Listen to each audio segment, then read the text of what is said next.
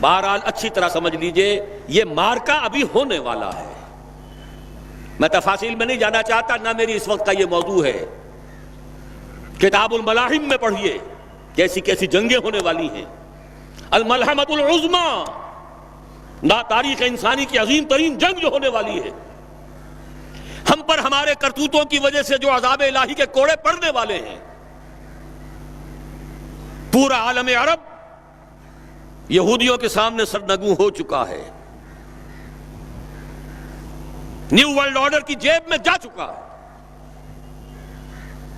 تھوڑا سا ایک سوڈان، کچھ ایک پاگل سا غیر اہم شخص قذافی بیٹھا ہوا ہے، باقی ان دو کو نکال دیجئے تو پورا عالم عرب ان کی جیب میں سرنگوں. اور ابھی کیا ہوگا جب مسجد اقصی شہید کی جائے گی، جب تھرڈ ٹیمپل کی تعمیر ہوگی.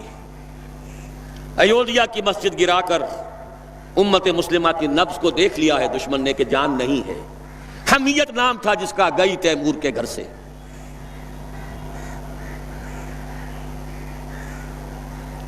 یہ بہت دور کی باتیں نہیں ہیں، بہت قریب آنے والے واقعات ہیں، لیکن اس وقت میں ان کے بارے میں کچھ عرض نہیں کرنا چاہتا. یہ سب کچھ ہوگا. آخر صحابہ کے ساتھ بھی پہلے ہی دن اللہ کی نصرت نہیں آ گئی تھی. خوب اللہ نے انہیں ٹھوک بجا کر دیکھا. وَلَنَبْلُوَنَّكُمْ بِشَيْءٍ مِّنَ الْخَوْفِ وَالْجُوعِ وَنَقْصٍ مِّنَ الْأَمْوَالِ وَالْأَنفُسِ وَالثَّمَرَاتِ وَبَشِّرِ الصَّابِرِينَ الَّذِينَ إِذَا أَصَابَتْهُمْ مُصِيبَةٌ قَالُوا إِنَّا لِلَّهِ وَإِنَّا إِلَيْهِ رَاجِعُونَ.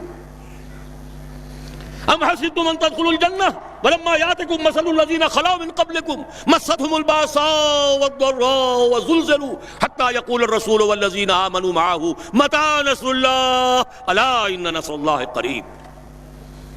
یہ مراحل وہاں بھی آئے تھے. غزوہ احزاب میں وَزُلْزِلُوا هُنَالِكَ ابْتُلِيَ الْمُؤْمِنُونَ وَزُلْزِلُوا زِلْزَالًا شَدِيدًا. مراحل تو آئیں گے، سخت سے سخت تر آئیں گے، لیکن بالآخر جو ہونا ہے آج کی میری اس وقت کی گفتگو اس سے متعلق ہے.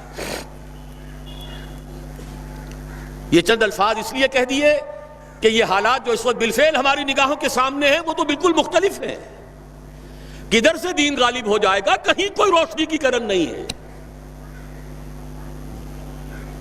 بڑے ایمان کی ضرورت ہے، محمد رسول اللہ پر پختہ یقین کی، یہ بات ماننے کے لیے کہ دین غالب ہوگا. لیکن ہوگا اس لیے کہ حضور نے اس حدیث میں فرمایا یہ چوتھا دور بھی ختم ہو جائے گا. ثم یرفع اللہ اذا شاء یرفع ثم تکون خلافۃ علی منہاج النبوہ، پھر دور آئے گا خلافت علی منہاج النبوہ کا. ثم سکت رسول اللہ صلی اللہ علیہ وسلم. یہ حدیث میں نے بہت مرتبہ بیان کی ہے. آج ذرا اس میں جو اضافی الفاظ آئے ہیں بعض روایات میں وہ بھی میں آپ کو سنا دوں. امام شاطبی اس کو موافقات میں لے کر آئے ہیں. شاہ اسماعیل شہید نے بھی اس کو نقل کیا ہے منصب امامت میں. مولانا مودودی نے اس کو نقل کیا ہے اپنی کتاب میں تجدید و احیاء دین میں. یہ جو فرمایا کہ ثم تکون خلافت علی منہاج النبوہ، پھر دور آئے گا خلافت علی منہاج النبوہ کا، اس کے بعد کے الفاظ یہ ہیں تعمل فی الناس بسنت النبی صلی اللہ علیہ وسلم. پھر وہ دور آ جائے گا کہ لوگوں میں تمام معاملہ اللہ کے نبی کی سنت کے مطابق نمٹایا جائے گا. وَيُلْقِي الْإِسْلَامَ بِجُرَانِهِ فِي الْأَرْضِ، اور اسلام اپنا جھنڈا زمین میں گاڑ دے گا، نصب کر دے گا. یرضى عنها ساکن السماء وساکن الارض، اس پورے نظام سے یا اس دور سے تمام آسمانوں والے بھی تمام زمین والے بھی راضی ہو جائیں گے. لا تدع السماء من مطر الا صبت، آسمان اپنی بارش کو روک کر نہیں رکھے گا، اپنے سارے خزانے لٹا دے گا. الا صبته بدرارا ولا تدع الارض من نباتها شيئا الا اخرجته، اور زمین بھی اپنی نباتات میں سے کسی شے کو روکے گی نہیں، نکال باہر کرے گی. خزانے آسمان سے اور زمین سے نکل آئیں گے. یہ خوشحالی کا دور پوری نوع انسانی کے لیے آ کر رہے گا. یہ تقدیر مبرم ہے، یہ اٹل ہے، یہ خبر ہے محمد الرسول اللہ صلی اللہ علیہ وسلم. میں نے دو باتیں ابھی عرض کی ہیں. پہلی بات، قرآن کے نصوص سے نتیجہ نکال کر کہ حضور کو بھیجا گیا غلبہ دین کے لیے اور بھیجا گیا پوری نوع انسانی کے لیے، تو مقصد بعثت اسی وقت مکمل ہوگا جب کل روئے ارضی پر اللہ کا دین غالب آ جائے. دوسری میں نے آپ کو حدیث بتا دی، چوتھے دور میں ہم ہیں لیکن پانچواں دور آیا چاہتا ہے، زیادہ دور نہیں ہے. اگرچہ اس کے لیے ایمان اور عمل صالح کے لیے کمر کشنی ہوگی، اس کے لیے جہاد کی پکار پر لبیک کہنا ہوگا. اس لیے سورہ صف میں اس کے فوراً بعد تو وہی آیات آئی ہیں، یا ایھا الذین آمنوا ھل ادلکم علی تجارۃ تنجیکم من عذاب علیم تؤمنون باللہ ورسولہ وتجاہدون فی سبیل اللہ باموالکم وانفسکم. لیکن ان آیات کی تشریح میں کل کروں گا اپنے شام کی تقریر میں انشاءاللہ. اس وقت اب تیسرا نقطہ بیان کر رہا ہوں. اب جب دوبارہ یہ عالم آئے گا، اس عالم ارضی پر نظام خلافت آئے گا، دو حدیثیں اتنی واضح ہیں کہ کل روئے ارضی پر آئے گا. وہ حدیثیں بھی اس کتابچے میں ہیں آپ کے پاس. مقداد ابن الاسود سے روایت ہے رضی اللہ تعالی عنہ، مسند احمد ابن حنبل کی روایت ہے.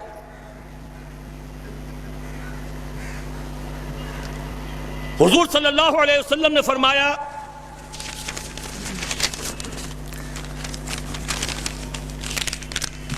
لا يبقى على ظهر الارض بيت مدر ولا وبر الا ادخله الله كلمة الاسلام بعز عزيز وذل ذليل اما يعزهم الله فيجعلهم من اهلها او يذلهم فيدينون لها قلت فيكون الدين كله لله. مقداد ابن اسود فرماتے ہیں رضی اللہ تعالی عنہ کہ حضور نے ارشاد فرمایا، زمین پر نہ کوئی اینٹ اور گارے کا بنا ہوا گھر بچے گا، نہ کوئی خیمہ رہے گا، اونٹ کے بالوں کے بنے ہوئے کمبلوں کا خیمہ، جس میں کہ اللہ تعالیٰ اپنے دین کے کلمے کو داخل نہ کرتے. ہر گھر میں، ہر خیمے میں اللہ کا دین داخل ہو جائے گا. لیکن یہ اچھی طرح سمجھ لیجئے، میری کل کی گفتگو میں اس کی تھوڑی سی وضاحت آئے گی کہ دین کے داخلے کا کیا مطلب ہے. جزیرہ نما عرب میں بھی جب دین غالب ہوا ہے تو کیا تمام عیسائیوں کو جبراً مسلمان بنا لیا گیا؟ جب خلافت راشدہ کا دور آیا ہے تو کیا تمام مجوسیوں کو اور تمام اور لوگوں کو جبراً مسلمان بنا لیا گیا؟ نہیں. جس کی قسمت میں تھا، سعادت تھی، وہ اسلام لے آئے. جو نہیں وہ ذمہ ہوئے. یؤتوا الجزیۃ عن ید وہم صاغرون، چھوٹے ہو کر رہو، اپنے ہاتھوں جزیہ پیش کرو، اسلام کی بالادستی کو قبول کرو، تو تم یہودی ہو کر رہ سکتے ہو، نصرانی ہو کر رہ سکتے ہو، مجوسی ہو کر رہ سکتے ہو، ہندو ہو کر رہ سکتے ہو، جو چاہو رہو. بالکل وہی بات اس حدیث میں آئی ہے. گھر کوئی نہیں بچے گا جس میں کلمہ اسلام داخل نہ ہو جائے، لیکن وہ داخلہ دو شکلوں میں ہوگا، بعز عزیز و ذل ذلیل. عزت والے کے اعزاز کے ساتھ یا کمزور کی مغلوبیت کے ساتھ. یا تو گھر والا اور خیمے والا خود اسلام لے آئے گا تو اسے بھی عزت نصیب ہو گئی. وَلِلَّهِ الْعِزَّةُ وَلِرَسُولِهِ وَلِلْمُؤْمِنِينَ وَلَكِنَّ الْمُنَافِقِينَ لَا يَفْقَهُونَ. عزت تو اللہ کے لیے ہے، اس کے رسول کے لیے ہے، اہل ایمان کے لیے ہے، اسے بھی عزت نصیب ہو گئی. اور نہیں تو یؤتوا الجزیۃ عن ید وہم صاغرون. تم چاہے مسلمان نہ ہو، اسلام تمہارے اوپر رہے گا، تمہیں نیچے ہونا پڑے گا. نیچے ہو کر ہندو رہو، سکھ رہو، پارسی رہو، عیسائی رہو، یہودی رہو، جزیہ دو، چھوٹے بنو. بعز عزیز و ذل ذلیل، اس کی وضاحت بھی فرما دی. اما یعزهم اللہ فیجعلهم من اہلها، یا تو اللہ ان کا اعزاز فرمائے گا، انہیں اسلام والوں میں شامل کر دے گا، اور یذلہم، یا انہیں مغلوب کر دے گا، فیدینون لہا، تو اسے ان لوگوں کو اسلام کی اطاعت کرنی پڑے گی. اس پر حضرت مقداد فرماتے ہیں فقلت، پھر میں نے اپنے دل میں کہا وَيَكُونَ الدِّينُ كُلُّهُ لِلَّهِ، تب وہ بات ہوگی جو سورہ انفال میں الفاظ آئے ہیں وَقَاتِلُوهُمْ حَتَّى لَا تَكُونَ فِتْنَةٌ وَيَكُونَ الدِّينُ كُلُّهُ لِلَّهِ. وہ شان جو ہے، ان الفاظ جو ہے، ان کے اس میں جو شان ہے وہ ظاہر ہوگی اس وقت. دوسری حدیث اس سے پہلے صفحے پر ہے، عن ثوبان رضی اللہ عنہ، عن ثوبان مولا رسول اللہ صلی اللہ علیہ وسلم۔ حضرت ثوبان یہ بھی حضور کے غلاموں میں سے تھے جنہیں حضور نے آزاد کر دیا تھا، مولا کہلاتے ہیں۔ اور یہ روایت صحیحین میں سے مسلم شریف کے اندر بھی موجود ہے، ترمذی، ابو داؤد، ابن ماجہ وغیرہ کے علاوہ صحیح مسلم میں۔ عن ثوبان رضی اللہ عنہ قال رسول اللہ صلی اللہ علیہ وسلم ان اللہ زوالی الارض فرأيت مشارقها ومغاربها وان امتی سيبلغ ملكها ما زوي لي منها۔ حضور نے فرمایا اللہ نے میرے لیے ساری زمین کو لپیٹ دیا یا سکیڑ دیا، تو میں نے اس کے سارے مشرق بھی دیکھ لیے، سارے مغرب بھی دیکھ لیے۔ And take it from me, جان لو میری امت کی حکومت ان تمام علاقوں پر قائم ہو کر رہے گی جو اللہ نے مجھے اس طرح زمین کو سکیڑ کر دکھا دیے تھے۔ کوئی شک ہے؟ شک کا شائبہ بھی ہے تو ایمان کی کمزوری ہے۔ یہ قول رسول ہے، وہو الصادق المصدوق، وہ سچے ہیں اور ان کی سچائی پر تو اللہ گواہ ہے۔ لقد صدق اللہ رسولہ الرؤیا بالحق لتدخلن المسجد الحرام ان شاء اللہ آمنین محلقین رؤوسکم۔ کچھ اشتباہ سا ہو گیا تھا کہ شاید حضور کا خواب درست نہ تھا۔ نہیں، نبی کا خواب غلط نہیں، نبی کا قول غلط نہیں ہو سکتا، ہو کر رہا ہے۔ تو قرآن سے منطقی طور پر ثابت پوری دنیا میں اللہ کے دین کا غلبہ ہو کر رہے گا، احادیث سے تفصیلاً ثابت، صراحتاً ثابت۔ اسے نظام خلافت علی منہاج النبوہ کہیے، اسے نظام دین کا غلبہ کہیے، اسے اللہ کی حکومت کہیے، قائم ہو کر رہے گی اس دنیا کے خاتمے سے قبل۔